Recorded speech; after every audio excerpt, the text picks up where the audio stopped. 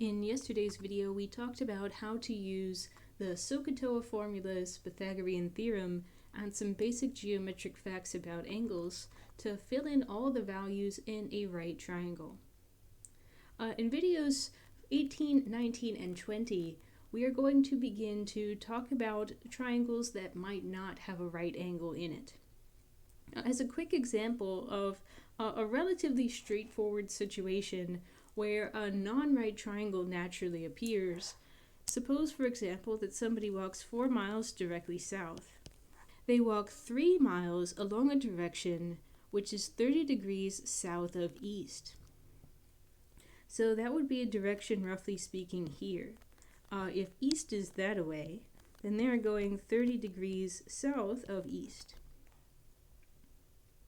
So a really simple question to ask in this situation is, if this person now wanted to walk straight home, how far would they have to walk to get back to where they started? How far are they from their original position? And you can see that naturally we have obtained a triangle that has no right angles in it. This angle in the corner here seems to be larger than 90 degrees in total. From north to east, that would be 90 degrees, and then from east to 30 degrees south of east, that would be a total angle of 90 plus 30, 120 degrees between this green leg of the triangle and this yellow leg of the triangle. So this triangle contains what's called an obtuse angle,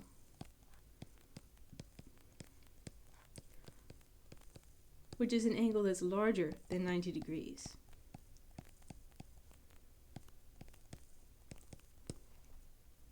Now, the hard part about working with triangles that don't have any right angles in them is that neither the SOHCAHTOA formulas nor the Pythagorean theorem applies to triangles like this one. That's because both SOHCAHTOA and the Pythagorean theorem relied on the existence of a hypotenuse, which is not present in a triangle that doesn't have a right angle in it.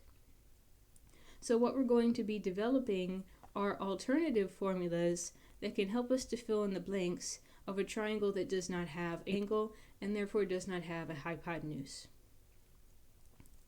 The first law that we're going to introduce is called the law of sines.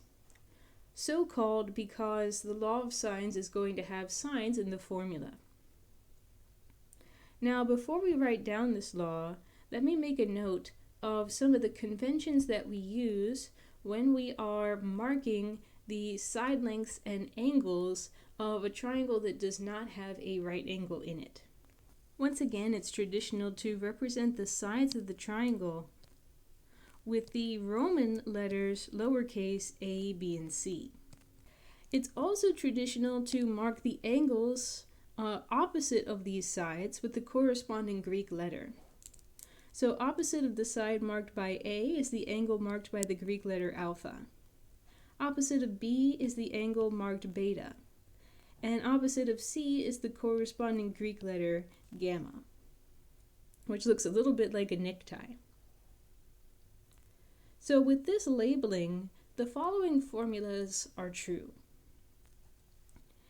If you take sine of the angle alpha and divide it by the corresponding side length A, then that's equal to the ratio of sine of beta divided by its corresponding side length B. And similar formulas are true for all the other possible pairs of A's, B's, and C's. Sine of alpha over A is also equal to sine of gamma over C. And as you can expect, if I look at B's and C's, sine of beta over B would also be equal to sine of gamma over C. Now notice that all three sort of versions of this formula contain 4 unknowns, 2 angles and 2 sides. And so the general rule of thumb from yesterday applies here as well, to say that if we're going to use this formula, we're going to need to be able to fill in 3 out of those 4 unknowns. Only one of the quantities in this formula can be left undetermined.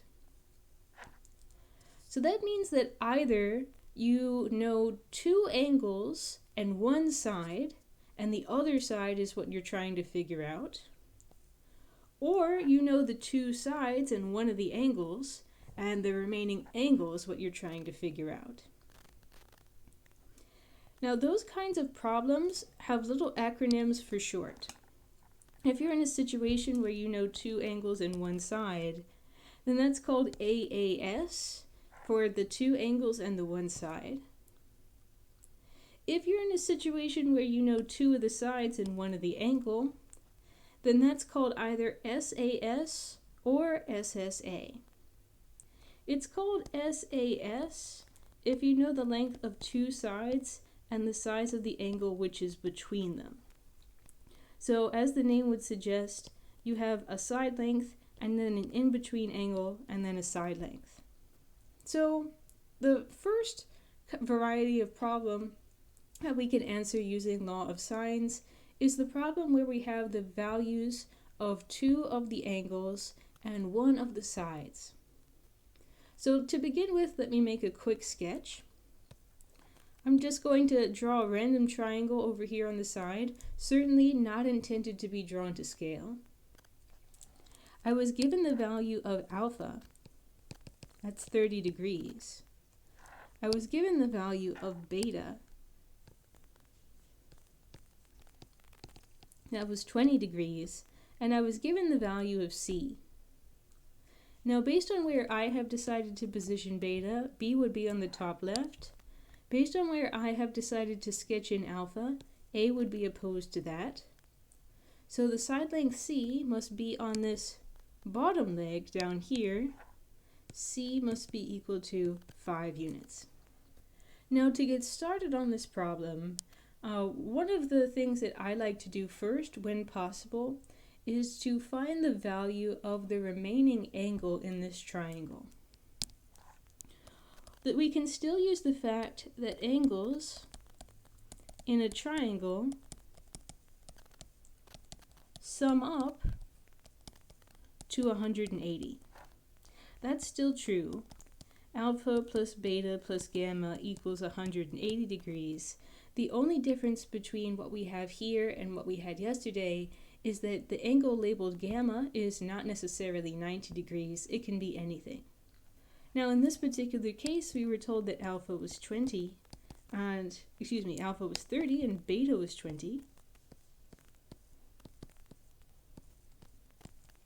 So if I subtract, I learn that gamma must be quite a large angle, 130 degrees. So with that, we've determined one of the unknown values. Okay.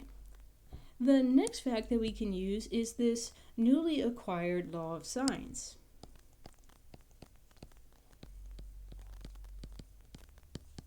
For example, suppose that I wanted to try and use the law of sines to determine the length of the side labeled A.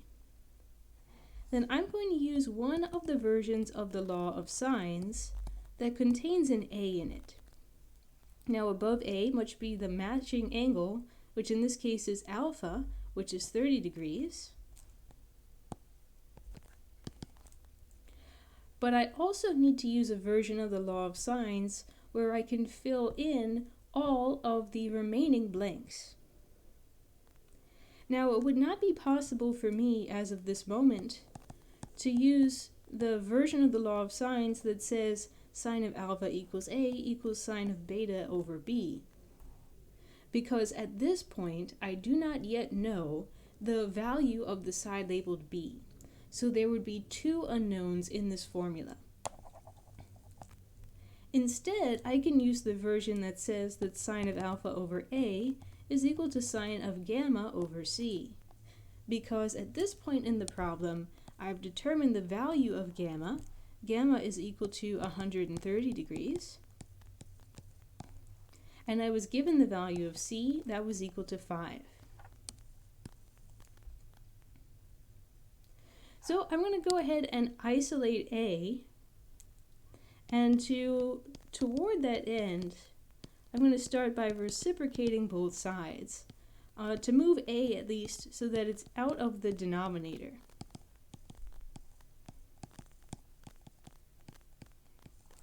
Now, in pursuit of isolating a, all I need to do is clear the fractions.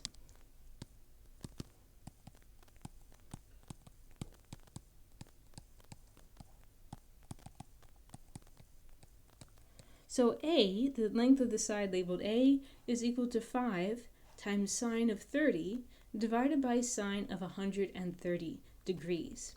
So let's go into a calculator and let's figure out what is the value of a based on this formula. So the value of a, according to my calculations in the calculator, is 3.264. Now, as a general rule, I prefer to wait until the very end of the problem to round values dramatically. Technically speaking, I'm allowed to round all of my answers to 1 decimal place. But I find in practice that if I round too early before the problem is completely finished, it can create small discrepancies in the final answer. Okay, so now the only thing left to determine is the value of b. So one version of the law of sines that would be appropriate for me to use would be the version that has beta and b in it. And at this point, I could use either the version that has alpha and a, or the version that has gamma and c.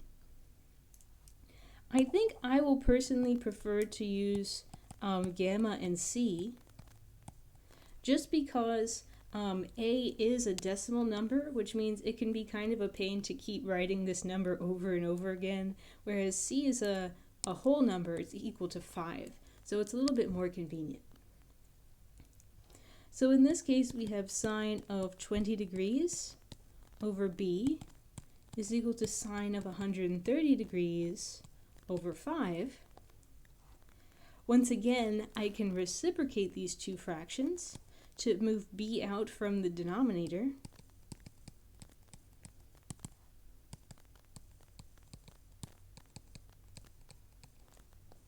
And once again, I can clear the fractions to isolate b.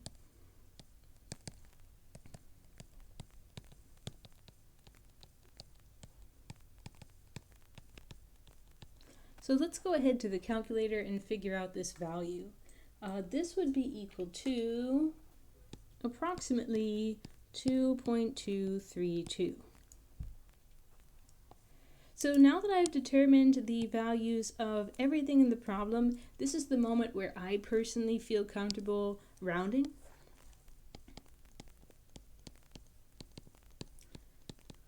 All the way to 1 decimal place of accuracy. To say that gamma was equal to exactly 130 degrees, but the value of a was only approximately equal to 3.3, and the value of b was approximately equal to 2.2. By rounding at the very end, you reduce the likelihood that your answer is going to be off by like 0.1 units or something, just enough to make the computer mad. Now, I want to make a few quick observations about our results.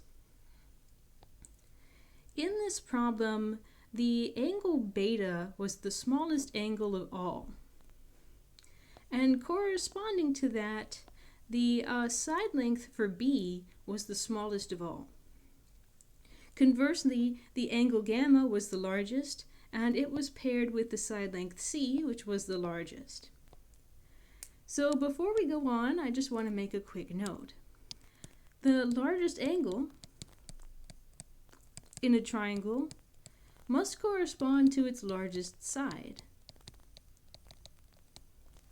And conversely, the smallest angle must correspond to the triangle's smallest side.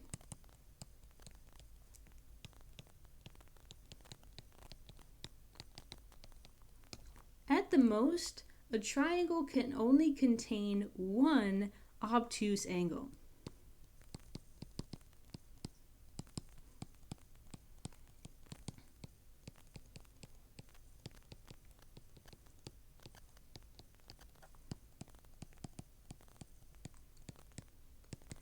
If a triangle contained two angles, both of which were larger than 90 degrees, then there would be no way to get all three angles to add up to 180. So at maximum, a triangle can hold one obtuse angle. Potentially it has no obtuse angles, but it can never have two or three such angles. If the triangle does have an angle which is larger than 90 degrees,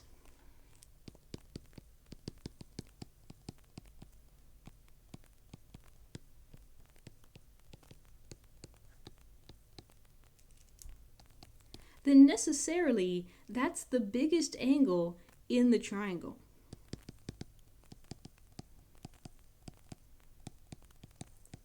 Since there can be no other angles which are that large. And as a result, it would have to be paired with the triangle's largest side.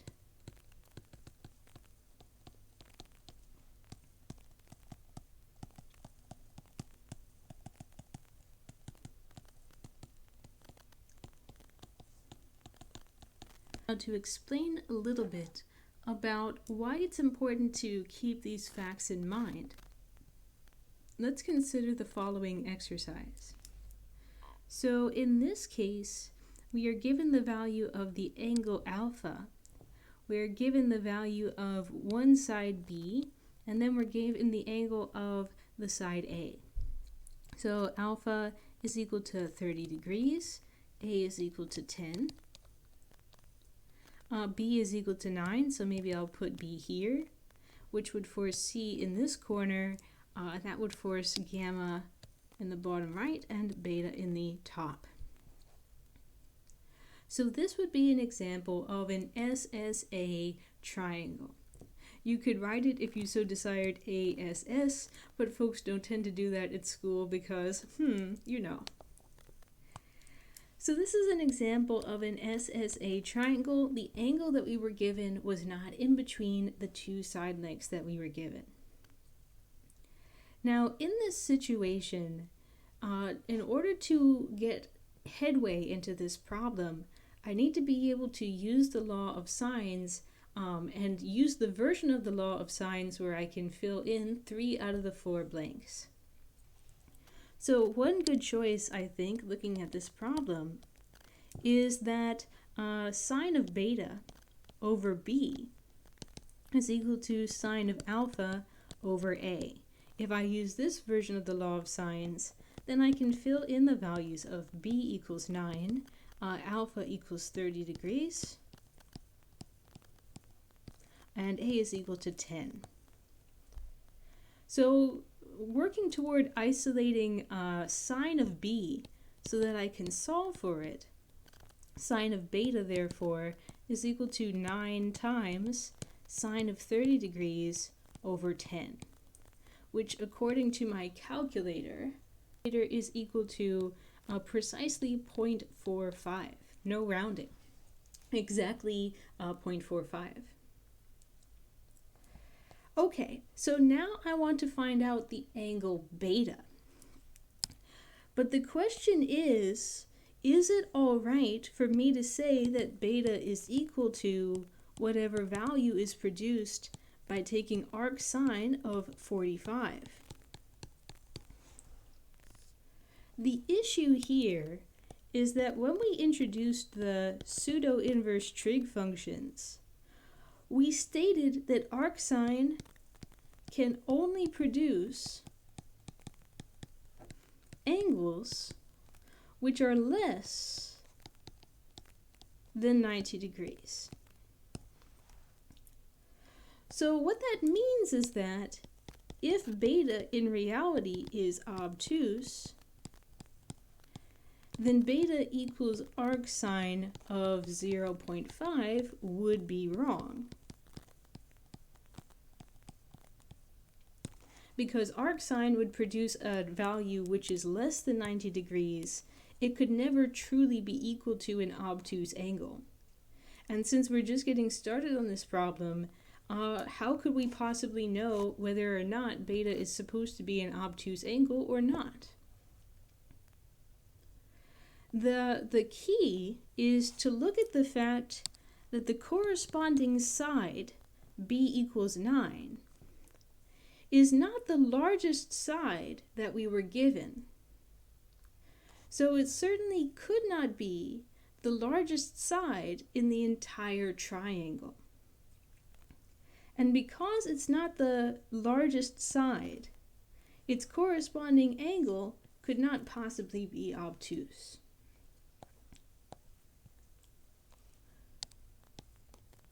So here's the reason why it is safe for us, why we can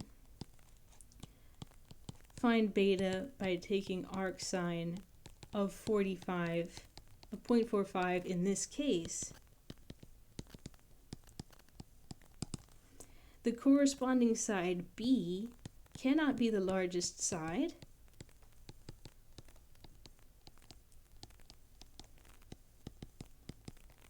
because the side given A equals 10 is larger. And as a result, we know that beta cannot actually be obtuse.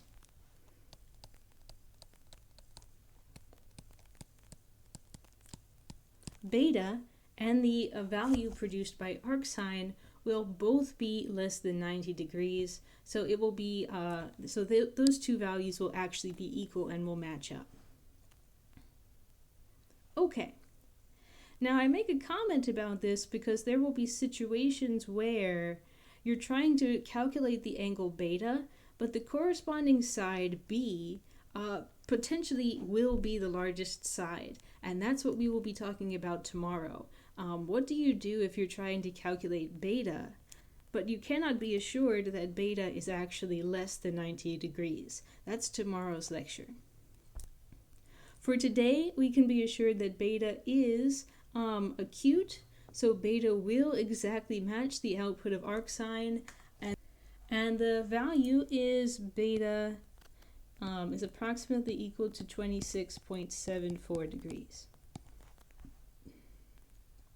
Okay, I would say with that, the hard part is largely over. Now that we have gotten beta, we can get the value of gamma relatively cheaply.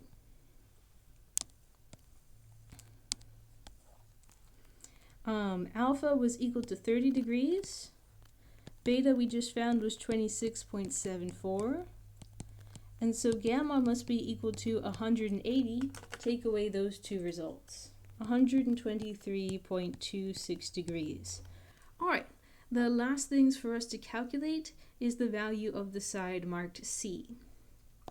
So for this, we can use law of sines once again to say that sine of gamma, the value that now we know, over the side marked C, is equal to, for example, I could use the version with alpha and A in it, sine of 30 over 10.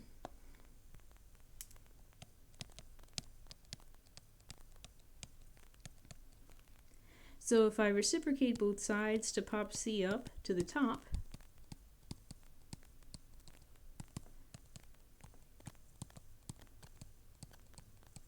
and clear the fractions, then the value of C would be equal to 10 multiplied by sine of 123.26 degrees divided by sine of 30 degrees. So let me grab that in the calculator as well. And therefore, having found those three values, I have more or less finished the problem. You could write your final answer with everything rounded out, but I won't take the time to do that personally.